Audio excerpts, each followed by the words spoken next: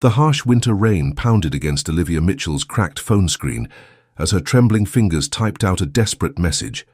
24 years old, with dark circles under her hazel eyes and her brown hair pulled back in a messy bun, she huddled beneath the bus shelter, her worn jacket providing little protection against the biting cold.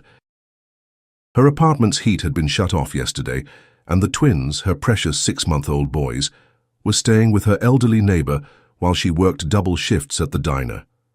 The text was meant for her landlord, Mr. Patterson, begging for just one more week to pay the overdue rent. "Please, I'm working as much as I can. The twins just recovered from their fevers, and the hospital bills took everything. I'll have your money by next Friday, I promise. Don't put us out on the street." Her finger hit send, and she shoved the phone into her pocket, wiping away tears that threatened to freeze on her cheeks. The response came faster than expected, making her heart skip as the phone vibrated against her hip. "I think you have the wrong number, but are you and your children okay?" Olivia stared at the message, mortification washing over her as she checked the number. 1 digit off. Her text had gone to a complete stranger instead of her perpetually angry landlord. She began typing an apology when another message appeared. "If you're in trouble, I might be able to help. Nobody should be on the streets with children, especially in this weather." The bus arrived, its headlights illuminating the rain-slicked streets of Boston. Olivia hesitated before boarding, then quickly typed back, "I'm so sorry for the mistake. Please forget what I said. We'll be fine." She tucked the phone away and found a seat near the back of the nearly empty bus.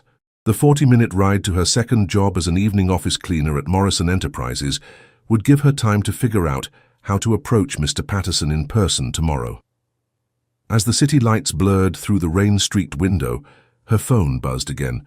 "I won't intrude, but the offer stands. My name is Daniel Morrison. If you change your mind, please let me know." Olivia nearly dropped her phone. Morrison? As in Morrison Enterprises, the massive tech company whose offices she scrubbed toilets in every night? It couldn't be the same Morrison. The universe wouldn't play such a cruel joke. She stared at the message, her mind racing with implications. The Morrison family was Boston royalty, their wealth legendary, their CEO famously private despite his public success. By the time Olivia arrived at the towering glass building, her curiosity had gotten the better of her. She typed a response while sitting in the employee's entrance, waiting for her supervisor to unlock the door. "Are you related to Morrison Enterprises?" The reply was immediate. "I'm the CEO." "And you are?" Olivia's heart pounded as she responded with her name, adding, "I actually work as part of the cleaning staff at your company's headquarters." The back-and-forth messages continued as she went through her evening routine, pushing her cart from office to office. Daniel Morrison was surprisingly easy to talk to, asking thoughtful questions about her situation without judgment. Olivia found herself revealing more than she intended. How she'd been abandoned by the twins' father when he discovered she was pregnant, how she'd had to drop out of nursing school, how she was barely keeping her head above water despite working 70 hours a week. "The East Executive Wing is off limits tonight," her supervisor announced as Olivia reached the top floor. "Mr. Morrison is working late." Olivia froze, staring down the hallway toward the executive offices. Was he really there, just a few hundred feet away? The man she'd been texting for the past hour?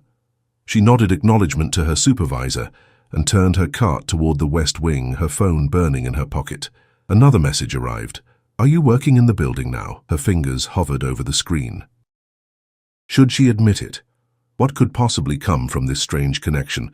But something about his messages felt genuine, a kindness she hadn't experienced in too long. "Yes, on the top floor. Avoiding the East Wing as instructed." 3 dots appeared, disappeared, then appeared again. "Would it be completely inappropriate if I asked to meet you? Just to talk. No pressure." Olivia's throat tightened. She glanced down at her grey cleaning uniform, stained and worn from years of use. Her hair was falling from its bun, and she hadn't had time for makeup in months. Meeting the CEO looking like this. It was absurd. Yet something pushed her to respond. "I could take my break in 10 minutes. Lobby coffee shop, I'll be there." Black suit, blue tie. The next 10 minutes passed in a blur of anxiety and rushed cleaning.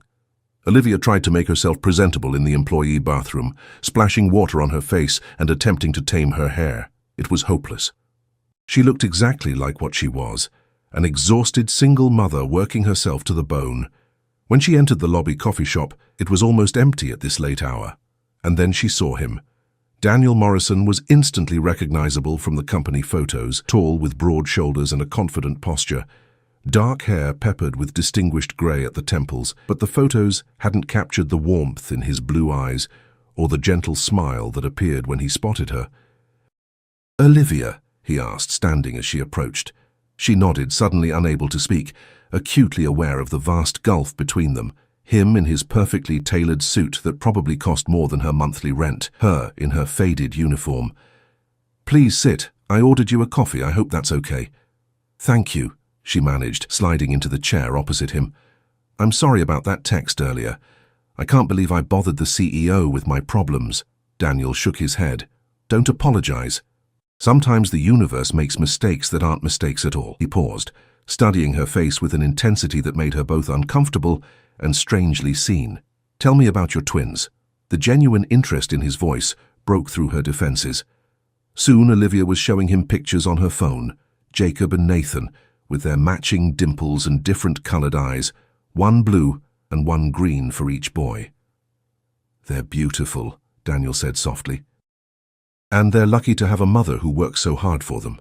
"Sometimes I wonder if hard work is enough," Olivia admitted, glancing at the clock. Her break was almost over. Daniel seemed to read her thoughts. "You need to get back, but before you go..." He pulled out a business card and wrote something on the back. "That's my personal number. I know this will sound strange, but I want to help you and your boys. No strings attached. Just call me tomorrow." As Olivia took the card, their fingers brushed, and an unexpected current ran between them. She looked up to find him watching her with an expression she couldn't quite read. "Why would you help a stranger?" she asked. Daniel's smile held a hint of sadness. "Let's just say I know what it's like when life doesn't go according to plan. Call me, Olivia, please." She returned to her cart, the business card tucked safely in her pocket, unaware that this chance encounter was about to trigger a chain of events that would change everything, not just for her and her twins, but for Daniel Morrison and the wealthy, privileged woman he was set to marry in just 3 weeks. Morning light filtered through the thin curtains of Olivia's one-bedroom apartment as she prepared bottles for the twins. Jacob squirmed in his second-hand high chair, while Nathan babbled happily from a blanket on the floor. The events of last night felt dreamlike. Had she really met Daniel Morrison, CEO of one of Boston's largest companies? The business card on her kitchen counter confirmed it wasn't a hallucination. "What do you think, boys? Should Mommy call the rich man who might be our ticket out of this mess?" She tickled Nathan's belly, earning a delighted gurgle. "Or is it crazy to think someone like him actually wants to help people like us?" Her phone rang. Her landlord, Mr. Patterson. With trembling fingers, she answered. "Mitchell, I need that rent by tomorrow, or I'm starting eviction proceedings. I've been more than patient." "Please, Mr. Patterson, I get paid Friday, just 3 more days." "Tomorrow," he interrupted, "or you're out. I've got people willing to pay double what you're paying for that unit." The line went dead. Olivia sank into a chair, the twins' bottle forgotten in her hand. 3 days. She needed 3 more days, and he was giving her 1. Even with her paycheck, she'd be short by at least $600. The card on the counter seemed to mock her. An hour later, after dropping the twins at her neighbor Mrs. Garcia's apartment, Olivia stood at the bus stop and pulled out her phone. Pride had kept her from calling many times before. Her parents who'd disowned her when she refused to give up her babies for adoption, her ex-boyfriend who'd blocked her number, the social services office that treated her like a statistic, but pride wouldn't keep her children warm. She dialed the number from the card. Daniel Morrison. His voice was clear, professional, a man accustomed to giving commands and having them obeyed instantly. It's Olivia, from last night." She winced at how small her voice sounded. "Olivia." His tone immediately warmed. "I'm glad you called. How are the boys this morning?" The simple question about her children, asked with genuine interest, broke something inside her. Before she could stop herself, she was telling him about the landlord's ultimatum, the impossible deadline, the constant fear of homelessness that haunted her every decision. "I hate asking for help," she finished, wiping away tears. "But I don't know what else to do." "Where are you right now?" Daniel asked. "At the bus stop near my apartment. I'm heading to my morning shift at Daisy's Diner. Give me the address. I'll meet you there in 30 minutes. "But you can't. You're the CEO of a major corporation. Don't you have meetings or something?" A soft chuckle came through the phone. "I do. But I also own the company, which means I can reschedule when something more important comes up." More important. The idea that her problems could be considered important by someone like him was almost incomprehensible. 40 minutes later, Olivia was refilling coffee cups when a black Bentley pulled up outside the diner. Conversations hushed as Daniel Morrison walked in, immaculately dressed in a charcoal suit that made every other man in the place look shabby by comparison. His eyes found hers immediately. "That's him," whispered Gina, another waitress. "Girl, when you said you met someone, I didn't think you meant Boston's most eligible billionaire." "It's not like that," Olivia hissed back, though she couldn't deny the flutter in her stomach as Daniel approached. "Can you take a break?" he asked quietly. Her manager, witnessing a visit from someone clearly wealthy and powerful, practically pushed Olivia out from behind the counter. "Take all the time you need." They settled into a booth in the corner, away from curious stares. Daniel placed a check on the table and slid it toward her. "This should cover your rent for the next 6 months and give you some breathing room." Olivia stared at the amount, more money than she made in half a year. "I can't accept this." "You can and you will," he said firmly. "Consider it an advance." "An advance on what?" Daniel leaned forward, his expression earnest.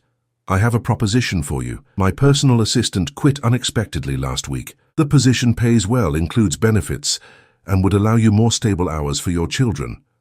"But I don't have qualifications for something like that. I didn't even finish college." "You're raising twins while working 2 jobs. That requires more organization, dedication, and problem-solving skills than half my executive team possesses." His eyes held hers. "You can do this, Olivia. I know you can." The offer was too perfect, too convenient. Suspicion crept in. "Why are you really doing this? Men like you don't just help women like me without expecting something in return." Something flashed across his face, pain maybe, or recognition. "Because 20 years ago, my mother was in your position, single with a child, struggling to make ends meet. Someone gave her a chance that changed our lives." He paused. "And because when I saw your face last night, I saw someone who deserves that same chance." A customer called for more coffee, breaking the moment. Olivia stood. "I need to get back to work, and I need time to think about this." "Of course," Daniel handed her a business card. "The check is yours regardless of your decision about the job, but I hope you'll consider it." Throughout her shift, Olivia's mind raced. Could she really step into a corporate world she knew nothing about? Would the other employees resent her? And what about the twins? That evening, after collecting the boys from Mrs. Garcia, Olivia sat on her apartment floor watching them play. The check was on her table, untouched. Her phone lit up with a text from Daniel. "Whatever you decide, I meant what I said. No strings attached." Just as she was about to respond, a sharp knock rattled her door. Opening it revealed a tall, slender woman with perfectly styled blonde hair and clothes that screamed money. "So you're the charity case," the woman said coldly, pushing past Olivia into the apartment. Her eyes swept dismissively over the modest space. "I'm Victoria Caldwell, Daniel's fiancée." Olivia's stomach dropped. "Fiancée? He never mentioned—" "Of course he didn't." Victoria's gaze landed on the twins. Something unreadable flickered across her face before her expression hardened again. "Daniel has a weakness for sob stories, especially ones involving children. It's sweet, really, but it can't continue." "I don't understand." "Let me make this perfectly clear. Daniel and I are getting married in 3 weeks. Our families have been planning this marriage, for years. I won't let some waitress with a couple of brats derail that." Jacob began to cry, sensing the tension. Olivia immediately went to him, lifting him to her shoulder. Nathan soon followed suit, reaching up with chubby arms. Victoria watched the scene with narrowed eyes. "How old are they?" 6 months, Olivia answered, confused by the sudden interest. "And their father? Not in the picture." Victoria nodded as if confirming something to herself. "Here's what's going to happen. You're going to take whatever money Daniel offered you, move far away from Boston, and forget you ever met him. In return, I'll make sure you receive a generous monthly stipend." I don't want your money, Olivia said, anger rising. And I haven't done anything wrong. Haven't you? Victoria moved closer, her voice dropping. A desperate single mother mysteriously texting one of Boston's wealthiest bachelors. Please, it's the oldest trick in the book. It was a wrong number. I didn't... Save it. Victoria reached into her designer purse and withdrew an envelope. $10,000. Cash. Take it and disappear, or I'll make sure you lose more than just a potential job opportunity. With that threat hanging in the air, Victoria strode to the door, pausing only to add, You have until tomorrow to decide. For your children's sake, make the right choice.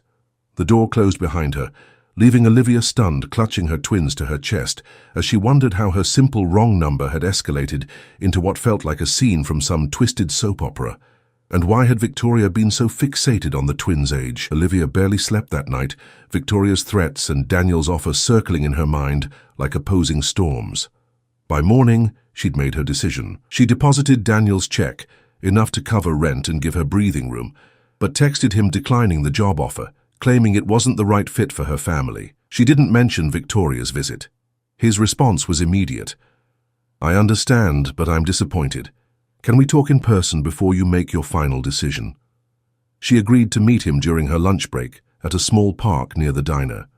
When she arrived pushing the twins in their worn double stroller, Daniel was already waiting, sitting on a bench with none of his usual corporate armor, just jeans and a casual sweater that somehow made him look more approachable but no less striking. Thank you for coming, he said, eyes lighting up at the sight of the twins. May I? He gestured toward them. Olivia nodded, surprised when he crouched down to their level, speaking softly to each boy. Jacob, normally shy with strangers, reached out a tiny hand toward Daniel's face. When Daniel gently caught it, the infant giggled. They like you, Olivia said, bewildered by their response. Daniel's smile faltered. Olivia, I need to know the real reason you turned down my offer. She bit her lip. Your fiancé came to see me. His entire body tensed. Victoria went to your apartment. She made it clear that your interest in helping me wasn't welcome. Said your wedding is in 3 weeks. Olivia met his eyes. You never mentioned you were engaged. Daniel ran a hand through his hair. It's complicated. The engagement was practically arranged by our families. Morrison Enterprises needs the Caldwell investment to launch our new medical technology division. So it's a business transaction disguised as a marriage. The concept was so far removed from Olivia's world that she couldn't fathom it. That's exactly what it is, he admitted. Or was supposed to be. Meeting you has made me question everything. He leaned forward. Victoria had no right to threaten you. She seemed particularly interested in the twins, Olivia added. Their age, their father. It was strange. Something shifted in Daniel's expression. Recognition, then calculation. He checked his watch.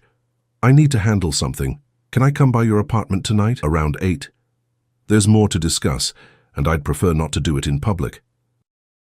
Anxiety fluttered in Olivia's stomach, but she found herself agreeing. Whatever was happening, she needed to understand it completely. That evening, after putting the twins down for the night, Olivia paced her small living room. She'd cleaned as best she could, though there was no disguising the peeling paint or the water stains on the ceiling. When the knock came, she smoothed her hair and opened the door. Daniel stood there with a manila envelope in his hands, his expression grave. May I come in? She led him to her small kitchen table, the only place with seats besides her bed. Can I get you anything? Water? Coffee? Nothing, thank you. He sat, placing the envelope before him. What I'm about to tell you might sound unbelievable, but I need you to hear me out completely. Olivia nodded, her mouth suddenly dry. 6 months ago, I discovered Victoria was having an affair with my CFO, Thomas Wells. Daniel's voice was controlled, but tension lined his face. I confronted her. She denied it, and we agreed to counseling to salvage the engagement, which, as I said, is more business than love. I'm sorry. But what does this have to do with me? 2 months later, Victoria announced she was pregnant. She claimed it was mine, though we'd been intimate very rarely during that period. His jaw tightened. Then, approximately 6 weeks ago, she told me she'd miscarried. I was devastated, not so much for the loss of what might never have been my child, but because I genuinely want a family someday. Olivia's heart raced. Daniel, please get to the point.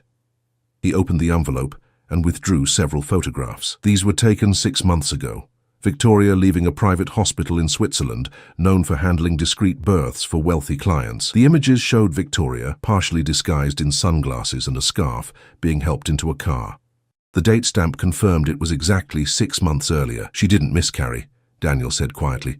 She gave birth to twins. The room seemed to tilt sideways. You can't possibly think the timing matches perfectly. And Victoria's visit to you, her specific questions about the twins' age and their father. Daniel held Olivia's gaze. I believe Victoria gave birth to twins 6 months ago, twins that were the result of her affair with Thomas. And rather than admit the truth, she gave them up. My twins, Olivia's voice cracked. You think my Jacob and Nathan are Victoria's children? That's impossible. I gave birth to them. I have the hospital records, the birth certificates. May I see them? Anger flared. You think I'm lying? You think I stole someone else's babies? No, Olivia. Daniel reached for her hand. I think someone stole them for you without your knowledge. She yanked her hand away. That's insane. Please just show me the paperwork. Shaking, Olivia retrieved a folder containing the twins' documents. Daniel examined the birth certificates first, then the hospital records. Boston General, he murmured. The attending physician was Dr. Howard Mercer. Yes, why? Dr. Mercer is on the board of Morrison Enterprises. He's also Victoria's godfather. Daniel looked up, his expression grim. And these certificates were filed 3 months after the twins' birth, not within the standard 5 days. There's a special waiver noting administrative delay. Olivia felt sick. This doesn't prove anything. Paperwork gets delayed. Coincidences happen. The DNA would prove it, Daniel said softly. If you'd be willing. No. Olivia stood abruptly. You waltz into my life offering help, then accuse me of… What? Being an unwitting accomplice in some baby-stealing scheme? These are my children. Olivia, please. If I'm wrong, I'll apologize, and you'll never hear from me again. But if I'm right… He hesitated. If I'm right, Victoria has committed multiple felonies, and you and the twins could be in danger. Danger? What are you talking about? The Caldwell family doesn't tolerate scandals. If Victoria gave away her babies to protect her reputation, then realized I was connecting with you and might discover the truth. He didn't finish the sentence. He didn't need to. A sudden cry came from the bedroom. Nathan waking for his nighttime feeding. Olivia moved automatically toward the sound, but Daniel's next words stopped her cold. Nathan has heterochromia, doesn't he? One blue eye, one green. She turned slowly. How did you know that? I never told you. Because Thomas Wells has the same condition. It's genetic. The revelation hit Olivia like a physical blow. She sank into a chair, memories rushing in, the strange circumstances of her pregnancy confirmation, coming after weeks of mysterious fatigue she'd attributed to overwork, the free prenatal clinic she'd been referred to, the emergency C-section under heavy sedation from which she'd awakened to be told she had twin boys. She'd never questioned it because why would she? Oh my God, she whispered, this can't be happening. Daniel knelt beside her chair. I know this is overwhelming, but if my suspicions are correct, you've been an innocent victim in Victoria's scheme, and those boys, who clearly adore you as their mother, were meant to disappear completely. Another cry joined the first, Jacob now awake too. Maternal instinct overrode shock. I need to feed them. Of course. Daniel stood. I'll leave you tonight, give you space to process. But Olivia, his voice dropped urgently. Don't tell anyone about this conversation, not until we know for certain. I'll hire private security to watch your building tonight. As he turned to leave, Olivia called after him. If you're right, what happens to the twins? Daniel's expression softened with compassion. Legally, it's complicated, but I promise you this. I won't let anyone take them from you, no matter what the DNA shows. After he left, Olivia gathered both crying infants into her arms, tears streaming down her face as she examined their features with new, horrified awareness. Nathan's heterochromia, Jacob's dimples that matched neither her features nor her ex-boyfriend's. The truth had been literally staring her in the face for 6 months and she'd never seen it. But one truth remained unshaken. These were her sons, her babies, in every way that mattered. And she would fight anyone who tried to change that, even if that someone was the biological mother, who had discarded them like unwanted baggage. The next 3 days passed in a blur of anxiety and sleepless nights for Olivia. The DNA test Daniel had arranged was simple enough: cheek swabs for the twins and herself, collected by a discreet private nurse who came to her apartment. Daniel had promised results within 48 hours through his connections, but the waiting felt endless. True to his word, a security professional maintained a subtle presence near her building. Olivia noticed the same nondescript sedan parked across the street, the driver always alert, but never intrusive. She continued her work routine, jumping at every unexpected sound, scrutinizing every stranger who entered the diner. Victoria's threats echoed in her mind constantly. On the second evening, as Olivia rocked the twins to sleep, her phone vibrated with a text from Daniel. "Results tomorrow morning. Can you meet at my lawyer's office at 9 a.m? I'll send a car." She responded with a simple, "Yes," then held her babies closer, breathing in their sweet scent. Whether they shared her blood or not, they were her children, the center of her universe for the past 6 months. The possibility of losing them was unbearable. The following morning, Mrs. Garcia agreed to watch the twins, her kind eyes full of questions she didn't ask when she saw Olivia's tense expression. The car Daniel sent was waiting precisely at 8:30 a.m., a luxury SUV with tinted windows and a professional driver who opened the door for her without commentary. When they arrived at the prestigious law firm in downtown Boston, Daniel was waiting in the lobby. He looked like he hadn't slept either, his usually immaculate appearance slightly rumpled, dark circles beneath his eyes. "Thank you for coming," he said softly. "Are you ready?" "No," she wanted to say. "I'll never be ready to hear that my children might not be mine." Instead, she nodded and followed him into an elegant conference room, where a distinguished older man in an expensive suit waited. "Olivia, this is Gerald Winters, my personal attorney," Daniel introduced them. "He'll help us navigate whatever comes next." "Ms. Mitchell," the lawyer nodded respectfully, "before we discuss the DNA results, I want to assure you that your interests and the welfare of the children are our primary concerns." A knock on the door interrupted them. Daniel's assistant entered with a sealed envelope, which he handed to Mr. Winters before discreetly exiting. "The results," the lawyer explained, opening the envelope and scanning its contents. His expression remained professionally neutral as he looked up. "The DNA confirms it. The twins are not biologically related to Ms. Mitchell. They show paternal markers consistent with Thomas Wells and maternal markers consistent with Victoria Caldwell's family line." Though Olivia had suspected this truth, hearing it confirmed felt like being submerged in ice water. "So I've been raising someone else's children?" Her voice sounded distant, detached. "Children who were placed in your care through what appears to be an elaborate deception," Mr. Winters clarified. "Based on the evidence Mr. Morrison has gathered, we believe Dr. Mercer coordinated with certain hospital staff to create a situation where you would believe you had given birth to twins." "But why me?" Olivia whispered. "Of all people, why choose me?" Daniel stepped in. "We believe you were selected because you matched certain criteria. You were genuinely pregnant around the same time as Victoria. You had limited family connections who might question the sudden appearance of twins, and you were financially vulnerable." "My real pregnancy," Olivia's hand went to her stomach. "What happened to my baby?" The pained look that passed between Daniel and his lawyer told her everything before they could speak. "The records indicate you suffered a miscarriage during your 5th month," Mr. Winters said gently. It appears they used that tragedy as an opportunity. Grief crashed over Olivia, not just for the twins who might be taken from her, but for the child she'd never known she lost. Tears streamed down her face as Daniel moved to her side, offering his handkerchief. "What happens now?" she asked when she could speak again. "Will Victoria take them back? That's why I wanted to meet here," Daniel explained. "Before we proceed, you should know that I confronted Victoria last night with what we discovered. She denied everything at first, then tried to buy my silence. When that failed," Mr. Winters continued, "she made a remarkable offer. She's willing to officially relinquish all parental rights to the twins on 2 conditions: absolute confidentiality about the situation, protected by binding non-disclosure agreements, and Mr. Morrison's agreement to continue with their marriage as planned." "She doesn't want them," Olivia realized, fresh anger blooming. "She gave them away once, and she's willing to do it again to protect her reputation." Essentially, yes, Daniel confirmed, which brings us to a critical decision. He took a deep breath. I've called off the wedding, regardless of Victoria's conditions. Mr. Winters cleared his throat. This creates a complex legal situation.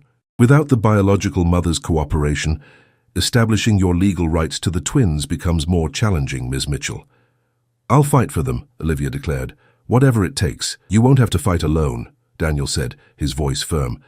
I've already set up a trust for Jacob and Nathan's future expenses, including education. It's irrevocable, regardless of how this plays out legally. Olivia stared at him. Why are you doing all this? You're not obligated to help us. Daniel's expression softened. Because in the past week, I've seen more genuine love between you and those boys than I've witnessed in 20 years in Victoria's world of privilege and calculated appearances. He hesitated. And because I've spent my life building a company while forgetting to build anything that truly matters. Before Olivia could respond, the conference room door burst open. Victoria Caldwell strode in, flanked by an older couple who shared her polished appearance and cold eyes. Clearly her parents. So this is your little charity project, Victoria sneered at Olivia before turning to Daniel. I've reconsidered my offer. I want those children back. That's not happening, Daniel stated calmly. Victoria's father stepped forward. Morrison, be reasonable. We can make this woman financially comfortable elsewhere. The Caldwell heirs belong with their rightful family. Rightful family? Olivia stood, maternal fury overriding intimidation. You mean the people who discarded them at birth? Who never once looked for them or checked their welfare in 6 months? You were well compensated, Victoria's mother dismissed. Dr. Mercer told us you were given a substantial payment. I never received any payment. I never agreed to this. Olivia's voice rose. Those boys are my children. I've nursed them through fevers, sung them to sleep every night, loved them with everything I have. Where were you when they cried at 3 a.m.? Where were you when they needed their shots? Where were you when they smiled for the first time? Victoria faltered, a flash of something, perhaps shame, crossing her face before her practiced mask returned. The courts will side with the biological mother, especially one with our resources. Not necessarily, Mr. Winters interjected. Given the evidence of your deliberate abandonment and the fraudulent scheme to place the children with Ms. Mitchell, any family court would consider the psychological harm of removing them from the only mother they've known. And you might want to consider the criminal implications, Daniel added. Identity fraud, falsification of medical records, conspiracy to commit multiple felonies. The scandal would destroy the Caldwell name far more thoroughly than an unwed pregnancy. Silence fell over the room as the Caldwells processed this reality. Finally, Victoria's father spoke, his tone businesslike. What are your terms? An hour later, when the Caldwells had departed with their team of lawyers, Olivia sat stunned by what had transpired. The agreement was comprehensive. She would have full legal custody of Jacob and Nathan, with generous financial support from a trust funded equally by both families. In exchange, the deception would remain confidential, protecting both the Caldwell reputation and Morrison Enterprises from scandal. It's over, Daniel said quietly, sitting beside her. They're yours, legally and in every way that matters. They always will be. Tears of relief flowed freely as Olivia processed the reality. I can't believe it. How can I ever thank you? You don't need to thank me, but... Daniel hesitated, uncharacteristically unsure. I was hoping you might consider my original job offer again, not as my assistant, but as the director of the new Morrison Foundation, focused on supporting single parents and children in need. Olivia looked at him in surprise. But I don't have the qualifications or experience for something like that. You have the most important qualification. You understand the needs of those we want to help in a way no MBA ever could. His eyes met hers. And selfishly, it would give me a chance to get to know you better, and the boys. Understanding dawned. Daniel Morrison, are you asking to be part of our lives? If you'll allow it, he admitted, not because of the circumstances that brought us together, but because in 1 week you've shown me more about courage, love, and what really matters than I've learned in 40 years. 6 months later, Olivia stood in the doorway of the twins' new bedroom in her comfortable townhouse, watching as Daniel read them a bedtime story.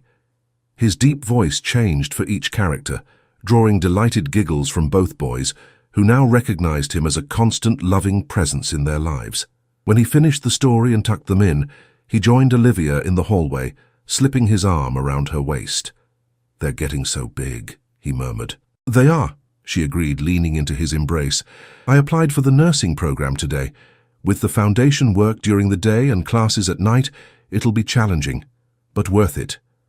"You'll be brilliant." Daniel kissed her temple. "You know, when you texted me by mistake that night, I was sitting alone in my office, dreading my future. I never imagined that wrong number would lead to everything right in my life." Olivia smiled up at him. "Sometimes mistakes aren't mistakes at all." As they walked downstairs hand in hand, Olivia reflected on the incredible journey from desperation to security, from loneliness to love. The twins would grow up knowing only that they were cherished beyond measure, by the mother who had fought for them when it mattered most, and by the man who had chosen them all as his family, when he could have had everything else the world offered. Some wrong numbers, it seemed, led exactly where you were meant to be all along.